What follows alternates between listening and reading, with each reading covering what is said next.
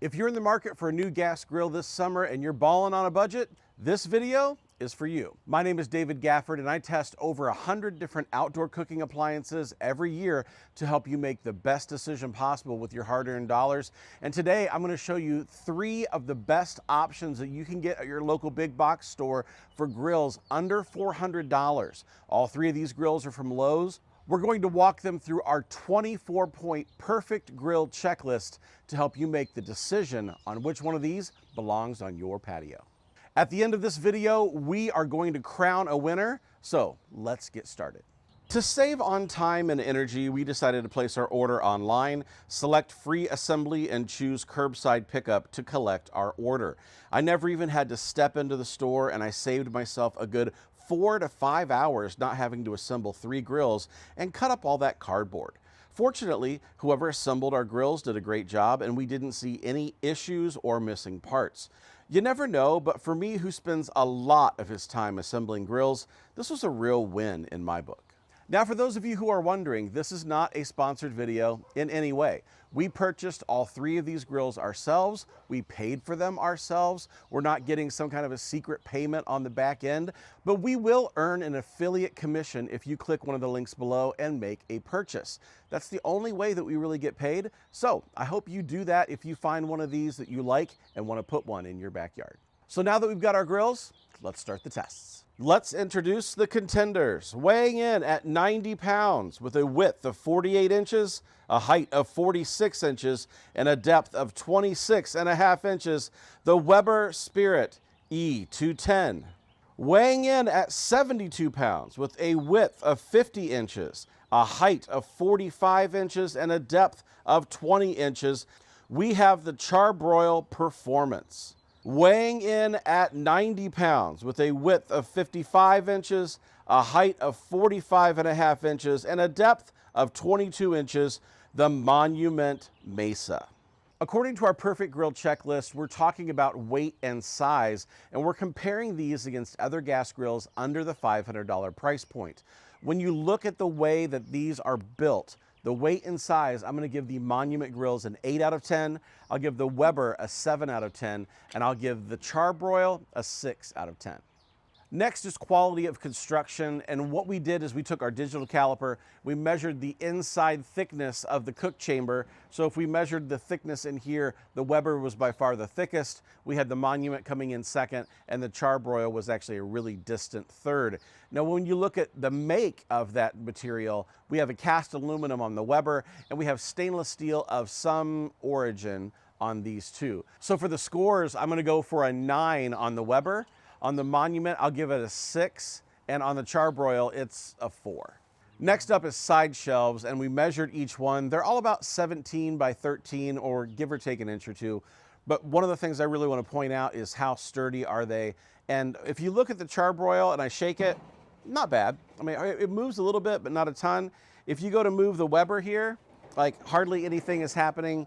But if you go to move the Monument grill, this one, not exactly something that I have a lot of confidence in. Hey David, what time is it right now? It's 11 o'clock on a Friday, and you can tell because we're having a siren warning.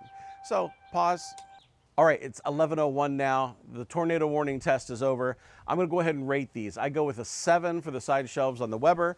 I'd say a 6 on the Charbroil, and the Monument, I'm gonna give it a 4. Next up is storage space. We're talking about tongs and spatulas. We're also talking about the cabinets underneath. And one of the things that you'll notice is these cabinets are really for one thing, and that is hiding a propane tank. They have doors on the front, but most of these cabinets are completely wide open in the back, so you're not going to store anything in there that you don't want to get wet or have access to critters. There are tool hooks on each one, but they're in different forms. On the Charbroil, when you open the door, you can slide your spatula or tongs behind a little bar that holds them up against the back of the door. On the Weber and the Monument, you have actual tool hooks. And those work pretty well until you start looking at tools like this that have a very small hole. You can't put these on those hooks, so not largely that usable unless you're using tools that have very large hooks on the end where you can put your tools on those hooks. I'm gonna go ahead and score these for the Monument a 6 out of 10, and for the Weber and the Charbroil 4 out of 10. Mobility is up next, and we had to move these both on the patio and through the grass, from the garage all the way around the grass to the patio. And I have to say that none of them are really easy to move, but by far the easiest to move was the Charbroil. The Weber was second and the Monument was third. I'm not in love with any of these styles of wheels. With the Weber, you have only 2 wheels and 2 standing front legs, so you have to lift the grill up every time you want to move it, which isn't ideal. With the Charbroil, you have very plastic wheels, but they are a little bit taller and easier to move than the Monument wheels, which are not my favorite type at all. For ratings, I'm going to go ahead and go with the Charbroil at a 7, the Weber at a 6, and the Monument at a 5. Now we're moving on to fuel flexibility, and all 3 of these are strictly propane grills. No natural gas options, no other options. It's just propane is what you get. At this price point, that's to be expected, so I'm just going to say 5 across the board for fuel flexibility for everybody. We're talking about grate material now, and on the Charbroil, we have stainless steel grates. On the other 2, we have porcelain-coated cast iron. After I've cooked with all of these, I would say that my favorite is the stainless steel and the Weber cast iron. The Monument is probably my 3rd favorite, so I'm going to go ahead and go 7, 7, and 6. Next up, we're talking capacity, and what I want you to do is I want you to take a look at these 3 grills. I'm going to step off camera. I want you to look at all 3, and I want you to pause this video and say, here's the one that I think has the biggest capacity. I want you to rank them 1, 2, and 3. All right, you've got your favorites. What I want to show you now is a video that we did testing capacity on these grills. We have 1/4 pound burgers. These 1/4 pound burgers are square, but that gives us exact dimensions of what it takes to put 1/4 pound burgers down on one of these grills. On the Charbroil, we were able to get 3 rows by 5 for a total of 15 burgers. On the Monument grill, we were able to get 3 rows by 5 to get 15 burgers. And the surprise was on the Weber, we were able to get 4 rows by 4 for a total of 16 burgers, meaning it had the best capacity of burgers out of all 3. The technical square inches of the 3 for the cooking surface has Weber at 3rd, but for practical usage, it had Weber at 1st. For my ratings, I'm going to go ahead and go with a Weber at 7. I'm going to go with the Charbroil and the Monument both at 6. Let's take a little bit of a look at the upper rack space on these 3 grills. All of these upper racks are easy to take out. You simply just lift them up, pull them out, and that's it. If you look at the upper racks, you're going to see that the Charbroil and the Monument both have rather large upper racks, and the Weber, it's almost an afterthought. So I'm going to say that the Charbroil gets a 7, the Monument gets a 7, and the Weber, I'm going to give it a 5. By the way, if you're getting value out of this video, consider hitting that like button down below and subscribe if you want to see more videos just like this. Our goal is to put ratings and rankings to the entire barbecue outdoor cooking world, so I don't want you to miss out. Make sure you become a subscriber to the Barbecue Lab today. When it comes to the cooking interaction height, we're talking about the height that you're using spatulas and tongs on a grill. We measured all 3 of these, and they are within 1 inch of each other. The height of the Weber comes in at 36 inches, and the Charbroil and the Monument both are 35 inches. It may not sound like much, but the interaction height does matter, and I prefer the Weber, which is the tallest. The Charbroil and the Monument are an inch shorter, and they're just a little less comfortable for me, so I would give the Weber an 8, the Charbroil and the Monument a 7 each. Now, Melissa, behind the camera, is a little shorter than I am, and she would swap those numbers because she prefers a little bit shorter surface. So it depends on how you're rating it and what your height is, which one of those numbers I would count for you. When it comes to ease of control, they're all pretty easy to control in that they're just a knob or a dial that you turn from left to right. When you talk about range of control, if you think about how far you can travel with that knob, the Charbroil has 180 degrees of control from left to right. The Weber has about 135 degrees of control, and then the Monument grill only has 90 degrees of control. So I'm going to say 7 for the Charbroil, 6 for the Weber, and 5 for the Monument grill. Monitoring temperature on a gas grill under $400 usually only means one thing, and that is a hood gauge. As is expected at this price point and in this category, there's no meat thermometer, no digital control. We have a gauge in all 3 of these models, and they're all pretty similar. They're all going to earn about the exact same rating. The only difference is that if you look over here on the Monument grill, you have a window on the front. Now, you can monitor temperature on the gauge, but you can also see what's happening to your food inside. So I'm going to give it 1 point higher. So I'm going to say 6 for the Monument grill, 5 for the Weber, 5 for the Charbroil. Everyone wants to know how these grills do with high heat and searing. So we ran two different tests. One was, how hot can these get in 15 minutes from cold? We went ahead and turned on all burners on all of the grills and let them run for 15 minutes. The Charbroil had the lowest high temperature at 500 degrees after 15 minutes. The Weber Spirit did 560 degrees in 15 minutes. And the Monument grill, we got over 750 degrees in 15 minutes. After the grills were warmed up to that 15-minute mark, we went ahead and put down some flank steak on each grill. We let the steak sit for 2 minutes, then we rotated it on the bias for another 2 minutes, then flipped it over to show you what the sear looked like. On the Charbroil, here's what the steak looked like after 4 minutes of cooking. On the Weber, here's what that steak looked like after 4 minutes of cooking. On the Monument grill, here's what the steak looked like after just 2 minutes over that searing zone that we have in the middle of this grill.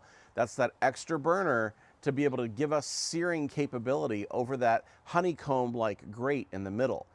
It didn't take anywhere near as long on the Monument grill to get a sear. So my ratings for searing, I'm gonna give the Monument grill an 8, I'm gonna give the Charbroil a 6, and the Weber, I'm gonna give it a 4. When you're talking about a gas grill, it's not just the searing number that matters. It's not how high this grill can get. That's important, but it's not always the only thing. I want to know how much low temperature control I have with these grills. We set up 4 air temperature probes across the grate on each one of these grills and measured how hot they got after 10 minutes of warming up. By far, the best low control that we had was the Weber, coming in right around 300 degrees across the grate. Second was the Monument at about 350 degrees, and then third was the Charbroil at 420 and above. So I'm going to rate this with the Weber at a 9, the Monument with a 7, and the Charbroil with a 4, because there's not a whole lot of low control on the Charbroil. Wind seems to be our constant companion when we're out at the grill, so we wanted to test the wind resistance of each of these units. We went ahead and took our fan that we set on high on the front, the left, the back, and the right-hand side of the grill, and we monitored the temperatures using the air temp probes from ThermalWorks on the grate. We put all of the temperature points on this graph, and you can see that the Weber Spirit was not really affected on the front, the left, or the right, but really it was the back that gave it the most problem. The Monument grill, if you look, the front left and the front right, the green and yellow on the graph, they were really messed with when we had wind on the front and the rear of the grill. The Charbroil was the least affected by the wind, and you can see that it was just that front left that got a little out of control when the wind was on the left and the wind was in the rear, but Charbroil came in first place in the wind test. So to score this, I'm gonna say the Charbroil gets an 8, the Weber gets a 7, and the Monument, I've gotta give it a 5.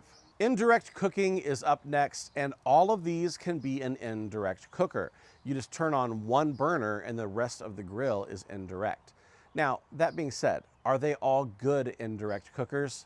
I wouldn't say that they're really designed to be indirect. If you look at the back of each grill, there's a lot of venting that's happening to get all that smoke and hot air out. It's not really designed to retain heat like most indirect cookers are. So I'm gonna say all 3 of them are a 5. They can indirectly cook, but they're not designed for it. To measure the cooking evenness across the grate, we went ahead and ran the bread test. Now, there's a lot of people who hate on the biscuit test or the bread test or using any type of gluten to test accuracy and evenness. I can't think of a better way to really do it though. We took a whole loaf of white bread and we spread it evenly across the surface of each grill, and then we set this grill to low for 5 minutes. We set a timer for that 5 minutes, and then we just walked away and let the grill do its thing. If you look at the end results of each of these, you're gonna find that the lowest temperature was on the Weber, and you can see that from this bread. When you turn it over, there's still a lot of white bread on here with just a little bit of browning on the edges of this grill grate. Now, when you look over at the Charbroil though, you have some massive hot spots. Some parts of this toast are completely blackened on the right in the middle and on the left in the middle. So something's going on there with 2 distinct hot spots. And on the Monument, we had a hot spot towards the right where we had some really browned bread on that side. Not sure why that happened, but it wasn't super even for the Charbroil or the Monument on this test. I'm gonna give the Weber an 8 on this test. I'll give the Charbroil a 4, and I'll say the Monument got a 5. I want to take a look at the multifunctional use that we get out of these grills out of the box. That means whatever ships in the box. And really the only multifunctional aspect of these grills is that 2 of them have a side burner. If you look at the Monument grill, there is a 12,000 BTU side burner. The Charbroil has a 10,000 BTU side burner.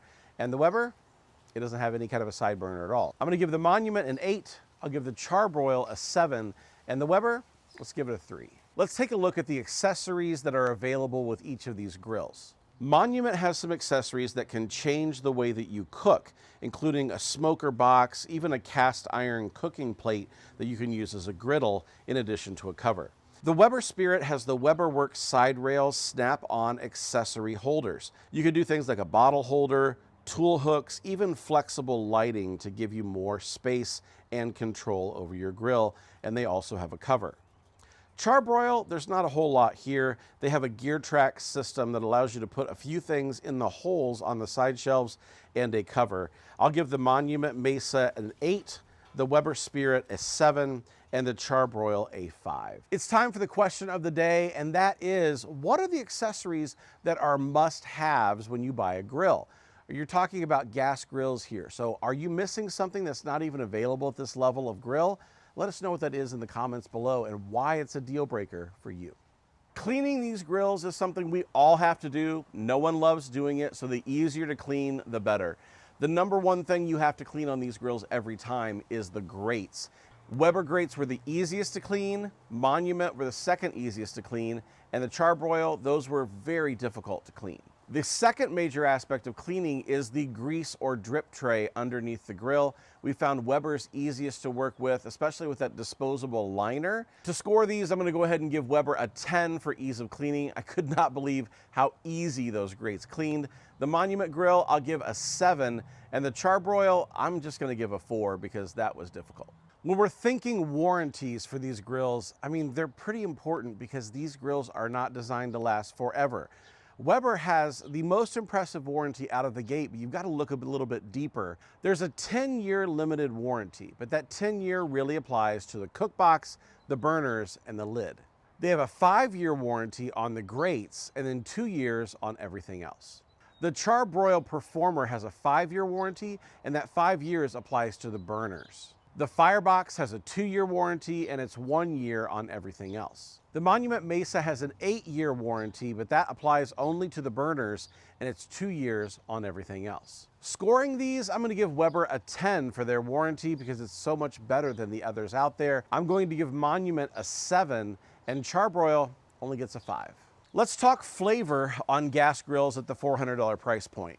There's not a whole lot you're going to get from a flavor perspective on these grills. You're going to get char from contact with the grate, and then you also have those flavor bars or flavorizer bars, whatever they want to call them on each of these models, where the drippings can come down in contact with a hot bar, turn into vapor, and come back up and season the food. Really, when it comes to it, the Charbroil has the smallest flavorizer bars I think I've ever seen. They barely cover the actual burners themselves, so I would call them more burner covers than flavorizer bars. The Weber has 3 flavorizer bars, but the center one is not over a burner, so that one's not going to get as hot as the other 2. The Monument has 5 flavorizer bars, so I think that the Monument's going to win on the flavor department just because of the way it's built. I'll score the Monument at a 6. I'll give the Weber a 5, and then on the Charbroil, it's got to be a 3. Our final category is price. Now, the Monument and the Weber both come in at $399 at the time of this video. Our Charbroil comes in at $349. The Monument grill has a lot of bells and whistles for this price point. It has 4 burners plus a sear burner, as well as a side burner on the side. The Weber is just a 2-burner grill. There's no side burner, not a lot of features. The Charbroil has 4 burners and a side burner, no sear burner in the center. I'm going to go ahead and give the Monument grill a 7 out of 10. I'm going to give the Weber a 6 out of 10, and I'm going to give the Charbroil a 6 out of 10 as well. I feel like the build quality that you're going to get with the Weber, with the heavier materials, even though it lacks a couple of burners over the Charbroil, I would still take the Weber over the Charbroil personally at that price point because I feel like you're getting a better build on the Weber than you are on the Charbroil. 23 different categories of tests. It all comes down to this. There's no reason to leave you hanging, so here are the results. With a total score of 128 out of 230 points, the Charbroil Performance comes in third place. The pros for this grill come down to its resistance to wind, the ease of control, and wheels and mobility. Where the Charbroil struggled the most was maintaining a low temperature, cooking evenly across the grates, and overall build quality. In second place, with a total score of 144 out of 230, we have the Monument Mesa. The Monument excelled in its searing ability and multifunctional capabilities, but struggled with the wind, and I would have loved to have seen a more stable side shelf. And finally, our winner for this round with a total score of 150 out of 230 points is the Weber Spirit. Weber gave us the highest build quality and warranty, and also performed best while maintaining low temperatures. However, these scores are not weighted. All of these categories aren't going to mean the exact same to you, so now it's your turn to go and take all of the scores from each of the categories and try to figure out which three are the most important to you. Is it searing ability, capacity, and weight on the patio? If that's what it is, rate those three scores, and you might come up with a different result than what we have here. Whichever one it is though, my suggestion is that you order it online, hit the easy button, and let the pros put this thing together for you and throw away all the garbage. Here at the Barbecue Lab, we test tons of grills, and our garbage cans are always full of Barbecue Lab garbage and never our own home garbage. And I've just got to tell you, grills and the packaging materials take up a ton of space. So let the pros do it. Use the links down below, and I want you to find the best grill for you. If you like this video and you want to see more content like this in the future, let us know down in the comments below. Tell us what you'd like to see. Is it grills, griddles, fire pits? What store do you want to see them from? There's a whole bunch out there. And what price level do you want to see run against another? That's what we want to hear from you, so let us know down in the comments. I want to say thanks so much for watching. I'm David from the Barbecue Lab. Behind the camera is my lovely wife, Melissa. Thanks for joining us, and we can't wait to see you on the next one.